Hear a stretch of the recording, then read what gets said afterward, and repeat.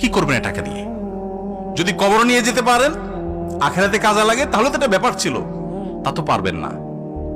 আপনি বলবেন না পারলে কি হয়েছে, ছেলে মেয়ে খাবে, ছেলে মেয়ে ভোগ করবে নিশ্চিত। বহু মানুষ সম্পদ রেখে চলে গেছে, তার ছেলে মেয়েরা ভোগ করতে পারে নাই, হাতে বুতে অন্য মানুষ খেয়ে ফেলছে, আছে না নাই? সবচেয়ে বড় হতভাগা কে জানেন? আল্লাহর জমিনে সবচেয়ে বড় দুর্ভাগা, সবচেয়ে বড় বেয়াকুব এবং নির্বোধ মানুষ হলো সে, যে যাদের জন্য চুরি করবে তারাও সে দায় নিবে না। কিয়ামতের দিন ছেলে আয়সা বলবে না, আব্বা চুরিদারি ডাকাতি 2 নম্বরই যা করছেন, ঘুষ সুদ যা খাইছেন আমাদের জন্যই তো খাইছেন, আল্লাহ আমার আব্বারা জাহান্নামে দিয়ে না, আমাদের নিয়ে যান। বলবে না ভাই, কোরআন বলেছে ইয়াউমা ইয়াফিরুল মারউ মিন আখিহি ওয়া উম্মিহি ওয়া আবিহি ওয়া সাহিবাতিহি ওয়া বানি। সন্তান বাপকে দেখে মাকে দেখে পালাবে, যে না জানি আজকে কোনো কিছুর জন্য ধরে।